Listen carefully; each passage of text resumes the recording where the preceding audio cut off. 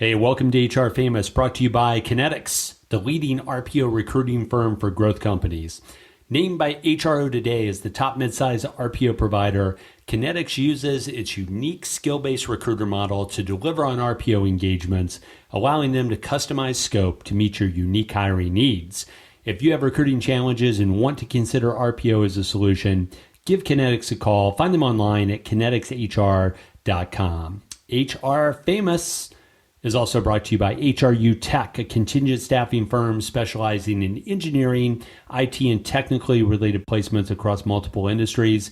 If you're looking for technical talent or searching for a career, look no further than HRU Tech. Find them online at hrutech.com and call them today.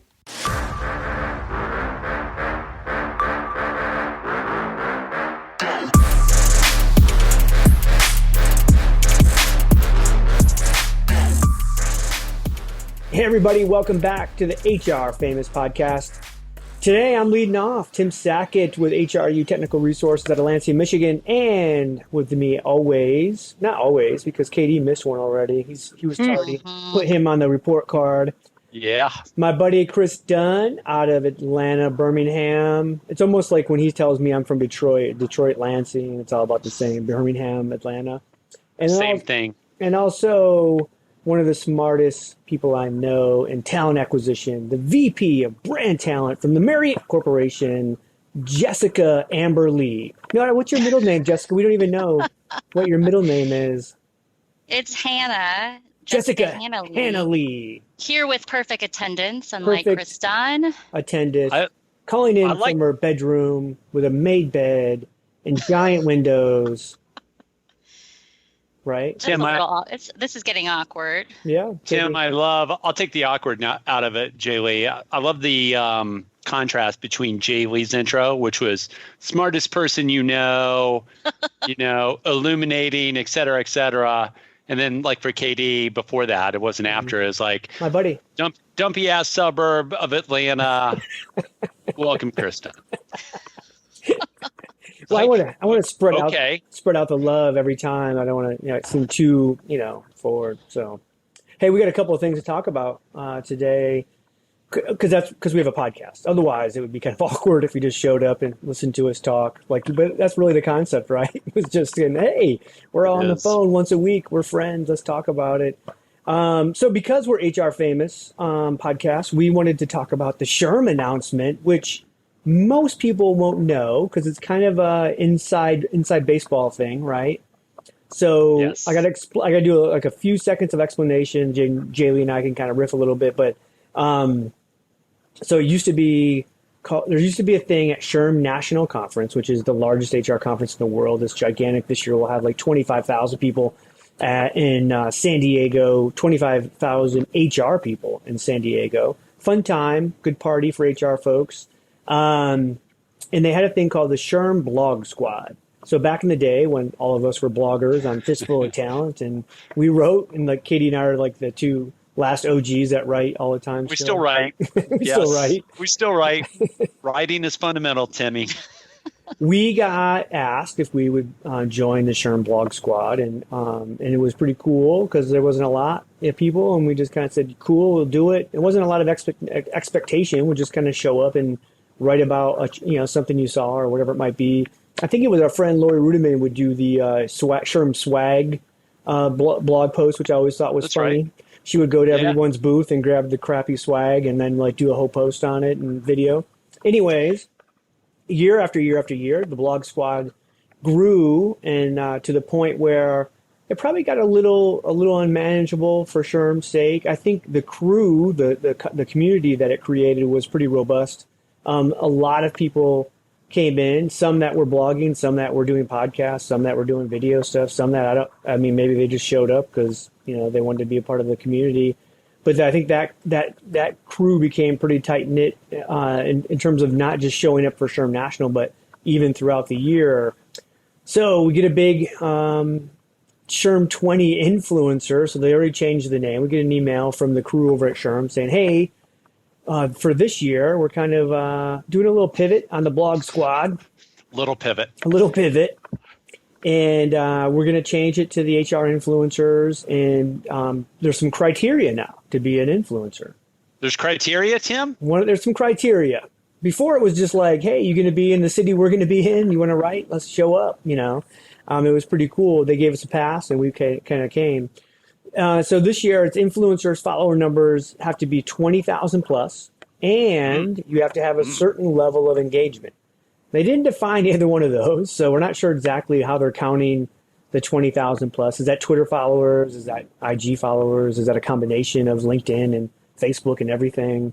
And then piece this together, Tim. I piece it together. Yeah, because I got to like 19,885, so I was hoping maybe I could get. No, I'm just kidding. I'm way over 20,000. Then you put your Tinder account like on there. Don't slander the man. Come on. You don't have followers on Tinder, by the way. I could have gone. That shows my game, JLee. I could have gone tougher than Tinder. There's other properties out there. Yes, there are. But not only that, some of the criteria also is they're coming at us with now there's an expectation of certain things you would do, like some pre-conference blog posts and some on-site kind of live social shares and, you know, kind of a post-production blog post. Some of the stuff that we would already do automatically, and I think they're just kind of making it best practice, but saying, hey, if you're going to accept this $2,000 SHRM National Pass, there's some expectations that come along with this, and you have to sign off on this. So, Jess, I'm going to throw it to you. Tell me, like, what's your reaction to that? First of all, this is the most HR famous of HR famous topics. So apologies to those in our world of HR who don't give a damn about it. We recognize that. Second of all, you know, when you talk about a pivot being made, they're going from bloggers in a blogger's lounge to influencers. And so, you know, they're trying to standardize things, professionalize things a bit. And I just really think this idea of them making this pivot, it's really not a big to-do. Like for these dozen or so bloggers every year that would be part of this, I don't know how many of them would truly be able to call themselves influential in the grand scheme of things. Can't just think about the little old fishbowl of HR people who play in the digital space. And so it's not to quote my friend Kris Dunn, it's not show friends, it's show business. Wow. Did I get it right? You got it right. That's actually Bob Sugar.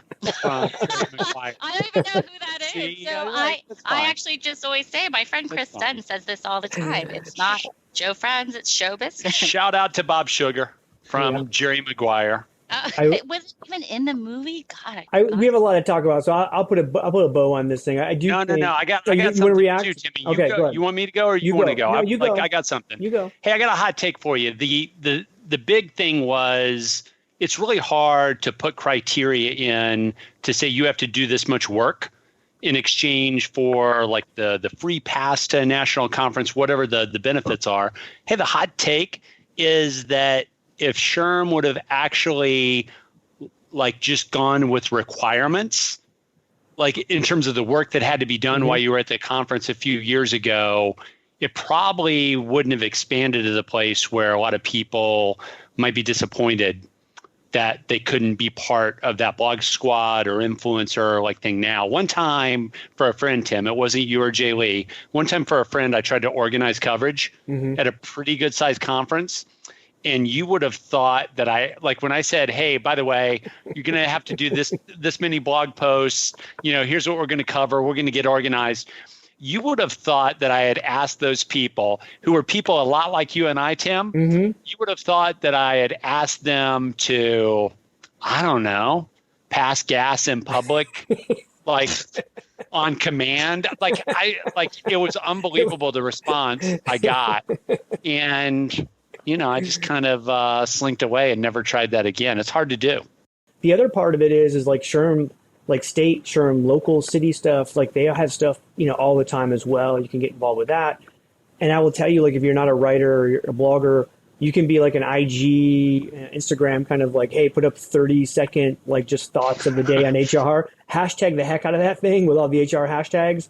And you'd be shocked at how big an audience you'll get if you're pretty consistent. Now, Ben, we've talked about this before. Like, it's about consistency and cadence, right, Katie? Yeah, that's like you, Tim, with what you do on IG, like when you model like fitness wear. I've seen you do a lot of like Well, pictures like that. Like Lululemon you're and in front of I, a, you know, hey, I just got these Lululemon pants. You're yeah, standing in front of a cactus, and like it's just amazing. Good for you though, building that yeah, IG community yeah, through your modeling skills. yeah. Hey, the other thing I would say, so I think both those are all great ideas. Like I would go like business journal in your town, just like go own that space. People are like begging for smart HR people, and it's just looking at like some of the folks who downloaded the podcast and are talking about it. It's like any of those folks could go do that if they're interested in it, as well as all the people. I don't know if they can't be a part of a blog squad. I think you just have to be a little entrepreneurial, right, Tim? Yeah. All right, Katie, what else we got? Hey, so this just in, there's some problems with Glassdoor in the HR That never community. happened. So Uh-oh. Tim, It sounds Tim like and we're JLee, getting ready to do a Chad and Cheese episode right here. Yeah, here we go. Here we go. So I'll start with this before I give you the news. Tim and JLee, how you feel about Glassdoor? Dun, dun, dun. Tim, I'll start with you because you're just going to let it fly. No, I've had people destroy me on Glassdoor as a boss that were just completely insane. But like my thing has always been like I'll just come out and react, to it and in the comments back and just kind of keep it, high, take the high road and it is what it is. You can't not deny the level of traffic Glassdoor gets is insane. So we know a lot of people are going out there and looking at these companies or these organizations before they go to work. And so you can't deny the traffic side of it. But I think it's just a place for employees to go bitch. Like it's to me, I don't know. As the HR person in me wants to shut that thing down. JLee. Katie, do you know what Tim Sackett's CEO rating is on Glassdoor? What is it? It's like 43%. I don't know. What is cutting it? some slack. It's 66%. Oh, that's Nice. not too bad. Two-thirds. That's not too bad. Two-thirds. We're a high performing of culture. Tim's- We're a high performing culture too, by the way. There we go. Yeah, it's all about, yes, we are a performance culture, which we'll get to soon about writing Glassdoor responses. Tell us more, JLee. 4.2 though, so it's not a bad rating. The CEO rating maybe a little bit. It could be boosted up a little bit higher, but look, I don't actually know that I have ever worked somewhere in my years of doing TA where we were a really active subscriber and customer of Glassdoor, where we bought in, paid, had a paid branded page, etc. But I cannot deny the power of Glassdoor just in terms of the traffic, the eyeballs, the number of people that go there to read and learn about the organization. And so you can't deny it. You kind of have to play with it. And actually now as I'm talking, I'm a little bit distracted because there's photos of Tim Sackett on their company page. But keep going. I'm going to get stuck down a rabbit hole if I keep going. Oh, yeah. You'll get sucked in on the Tim Sackett Glassdoor page. Well, this just in, Tim and JLee. So there's an actual employer who has filed court motions to reveal the identities of Glassdoor commenters. So I'm going to read you something. Get a part of that one. I'm getting a part of that lawsuit. Yeah, Tim's in. He's like, where do I subscribe?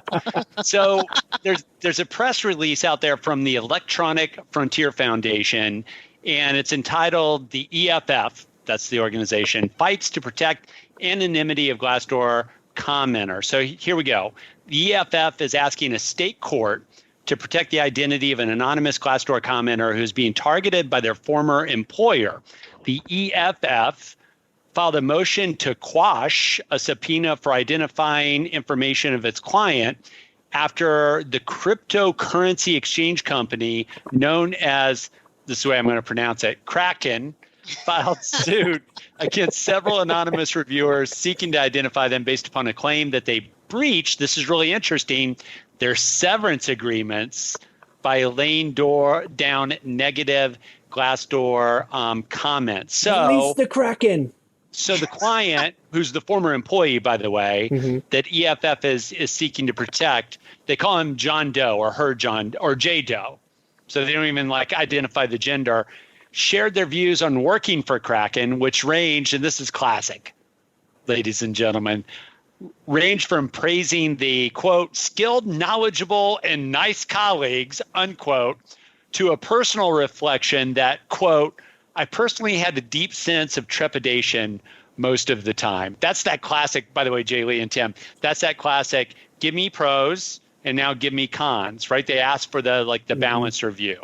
So anyway, Doe had signed a severance agreement promising not to disclose confidential information or disparage or defame the company.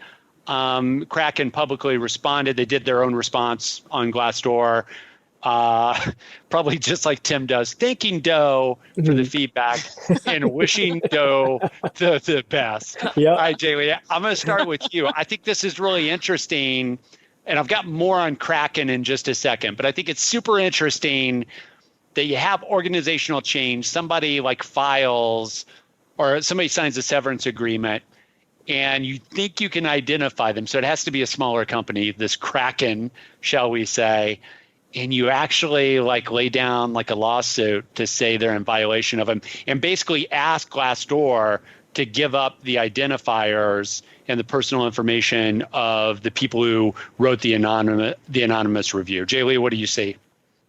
So I feel like Kraken, it just feels like a little bit of a junior varsity move on their part. So there are always going to be negative things that people are going to say. Hell, we have some negative ratings about our little podcast already. And, that's just what comes with the territory. And I actually think it's more telling that they are this aggressive and trying to reveal the people, go after them, being in violation of their severance agreement, either that they are that vindictive or that they have that much to potentially hide.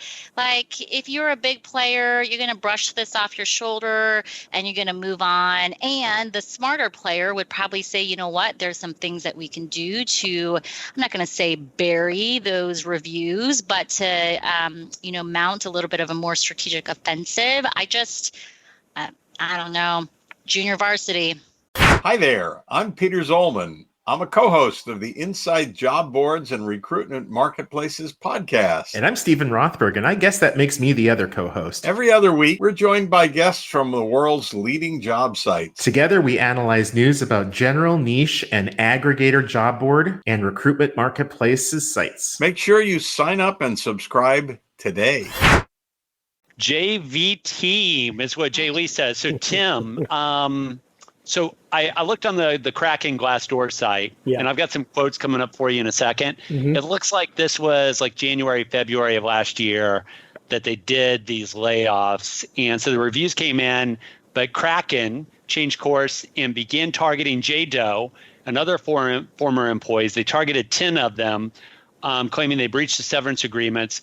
Then get this, Tim, they sent an email to these former employees demanding that they delete the reviews that were in violation of the severance agreement. Even though Doe believed that he or she had complied with the agreement, Doe deleted their Glassdoor review. This might be the Tim Sackett playbook from here on out. Tim, what do you think? It would be interesting because we talk about, I've worked with a lot of companies that said, hey, we have bad, client Glassdoor reviews. How can we combat this? And Katie, you and I, to be kind of transparent, we've actually done some work with Glassdoor in the past. That's been years since that's happened. Yeah. I remember having conversations with their CMO going, no, come on, let's cut all the bullshit out and say, let's say I gave you $1 million right now. You would take that one review off my site, right? And they're like, no, you can't, we're not going to do that, right?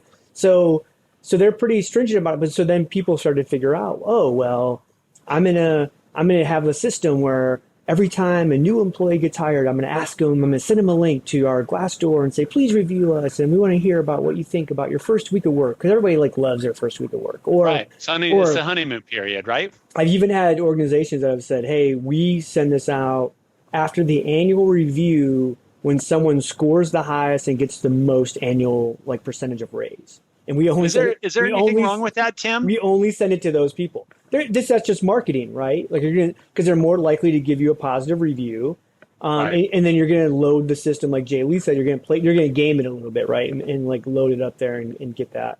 And then the other thing is to actually respond to all of them, because then people are going to go, okay, that person that just left that crazy review in the 1 star clearly is insane. And, they gave this great kind of high road answer and thanking them. And so they say you kind of look through it, right? So there's a whole psychology behind like Glassdoor and playing the game. But like this Kraken Digital, man, like that CEO's got he's got like a good score. He's better than mine. Like, and I know I'm a better CEO than he is. Come on. Okay, so for the listeners, if you go to the Kraken and it's spelled Kraken, we'll put it in the resources of the pod episode page, but spell it like that. Go to Glassdoor, and it's actually under Kraken Digital Asset Exchange. So to Tim's point, Jesse Powell is the CEO. He's got a 90% approval rating. And then Tim and JLee, what's really interesting is they popped even with the negative reviews that did not get taken down, more on that in just a second, they pop a 4.6 on the Glassdoor reviews, and that's with the negative reviews that still exist, and there are some. I'll tell you more about that in a second. But to JLee's point, if you think about like this being a JV move, JLee, doesn't it also really smack of, if I told you that they were a 4.6 after the negative reviews, this feels a lot to me like a tech company that had the hockey stick of growth going, had a little blip on the radar screen, did their first layoffs, they got these reviews, and they basically never dealt with a 1-star review where somebody said that they suck, right?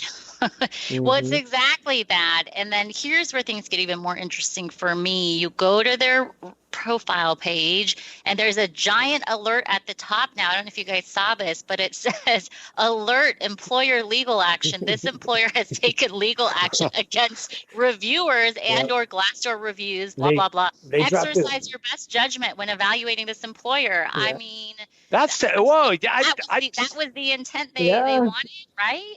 They dropped the kombucha from 3 flavors to 2 flavors.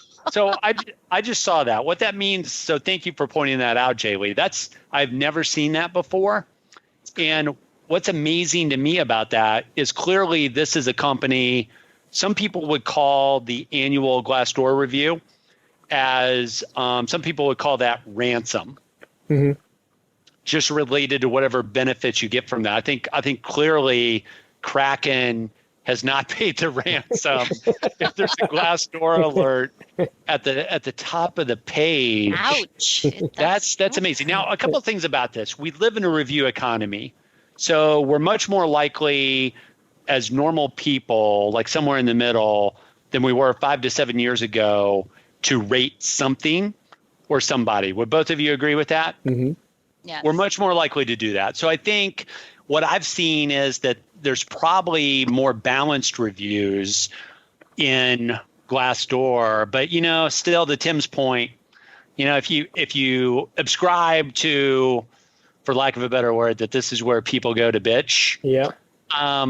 I'm looking. So if you're at the Glassdoor Kraken page with a big red alert on the top, again, that's Kraken Digital Asset Exchange on Glassdoor. Big red alert Legal on top. Action. Jesse Powell, 90% approval rating, 4.6. Now sort by the lowest rating. So when you sort by the lowest rating, here's an interesting thing. I would describe that the most helpful reviews are the 3 and 4 stars, because you would expect to find balance and useful information, both in the pros and the cons and how you look with that. Tim, you're going to smile when I say this. Oh, ye of the 66% like approval rating. As it turns out, there's this little thing in the upper right-hand corner of reviews that says whether a review was helpful or not. Mm-hmm. And the first 2 reviews I look at when I sort by the lowest rating. So here's the number of people who found it helpful. 14, 22 on the next one, and then 20 on the next one after that. Here's the titles. By the way, that's a lot of people for a company with 80 reviews to say that review is helpful. So Tim, what that means is that people actually do go to the bitchy ones, and they want to believe the bitchy ones. They don't want to believe the the hardest one. So let me do this. Yeah, go ahead. No, I'm sorry. I'll say though, you had mentioned that they sent an email out to these employees telling them to take it down, and actually some of them did. To me, that's a best practice. Like if I'm giving somebody a severance, Legal. like You just go 30, legal, right? like 30 or 60 days later, I'm automatically going to have in my tickler to send out the email that says, "Hey, take down the crappy Glassdoor review," just because you never know. Who knows? Maybe it works, maybe it doesn't. But it's just going to be part of the process now. So, by the way, JLee, I told you that, the helpful ratings where people just click, hey, this was helpful. It was like 14, 20, 22 when you go to the bottom. Okay. So now I sorted to the top, and here's your first three numbers. So these are 5-star reviews, all from 2019, 6, 4, and 3. So to Tim's point, people still love the drama. And it's still where they go. Let me read you the taglines that these employees on the lowest ratings gave. 1, company without a vision. I feel so bad.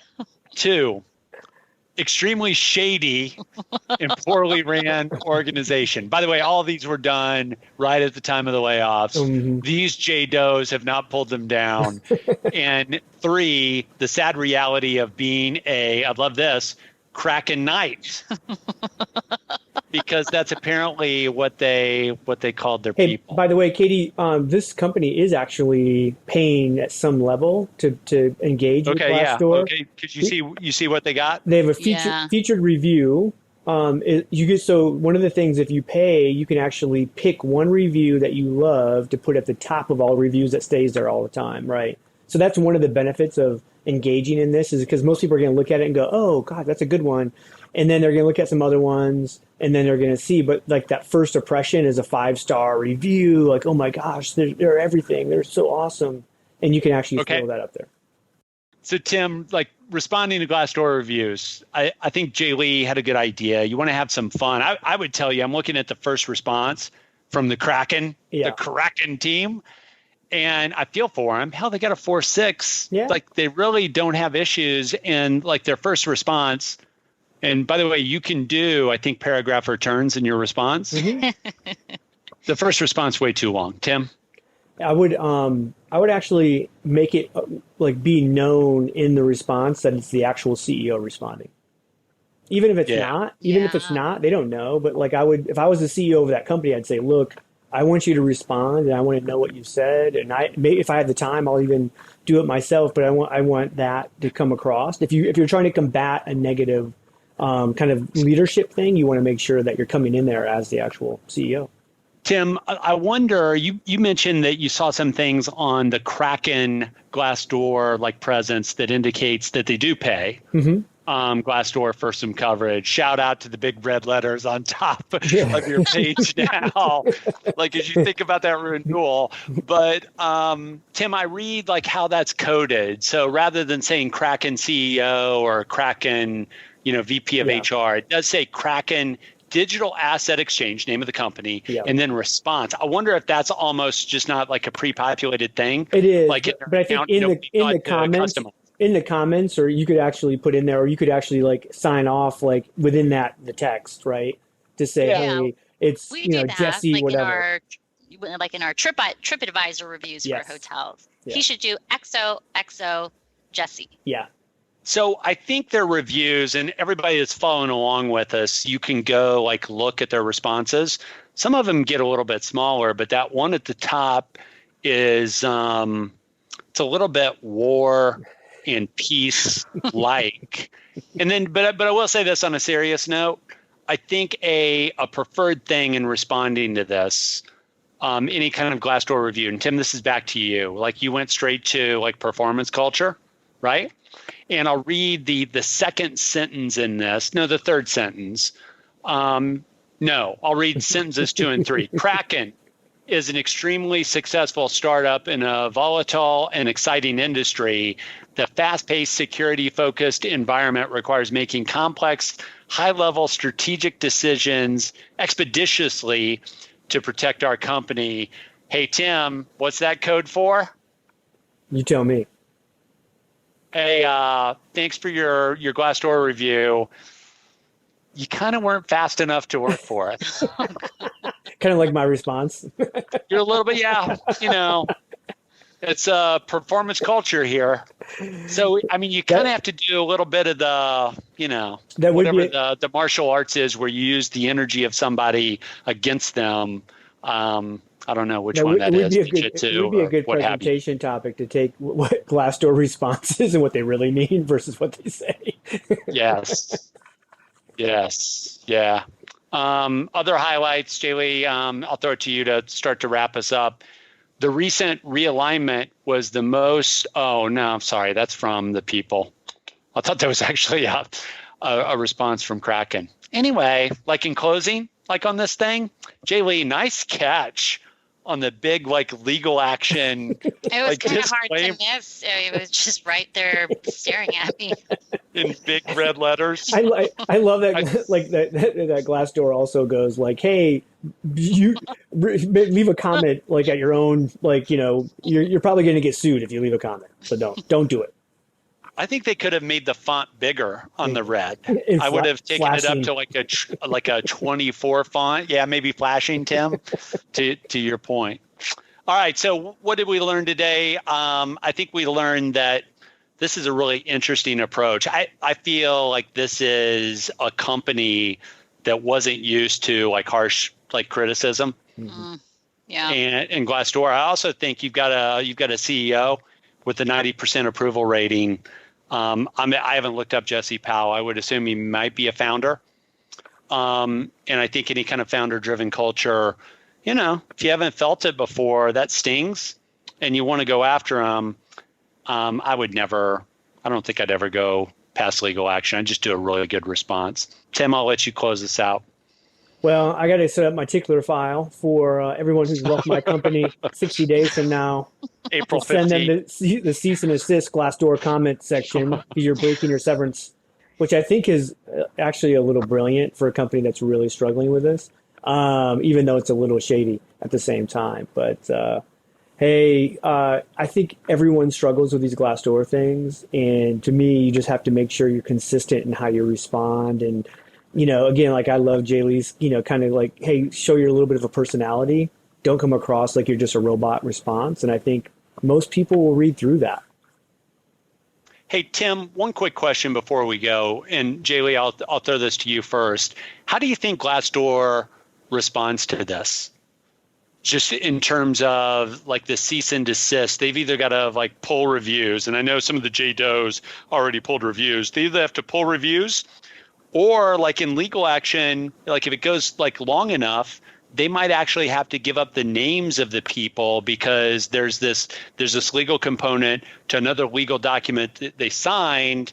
And JLee, a judge doesn't necessarily give two hoots about Glassdoor, anonymity if there's a bigger legal document there. How do you think Glassdoor responds? I'd like to believe that Glassdoor, while they are playing in the recruitment and employment space, they're a tech company at the end of the day. And so I cannot imagine them going against, issues of privacy and free speech that people should have on a forum like this. So I would be completely shocked if they were to, ever go the route of, giving people's names up. That is where, their business model lies at the end of the day is they got to get the reviews in first and then the employers in their second. So yeah, it's not the first time that they've been sued, and they fight diligently to make sure that anonymity is maintained. And I'll say it's probably a lawsuit I didn't even take a look, Katie, if it's happening in California. My guess is it's going to be even more difficult for them to get this through because the privacy issues are going to come up in a big way. Hey, I think I was just going for Glassdoor, in one of the articles covering it, they've been sued over 100 times to try to get names, and they have been successful in more than 100 cases, continuing to protect the anonymity. So not their first time, right? Tim, close us up after this, but if I'm that HR leader at Kraken, I am standing firm that I want the red letters down before I renew my annual agreement. Tim? Yeah. Hey, good luck with that, KD. I'm sure that'll come down eventually if you're willing to pay enough money. So Everybody, that is it for this episode of HR Famous. For Kris Dunn and Jessica Lee, I am Tim Sackett, and we are out.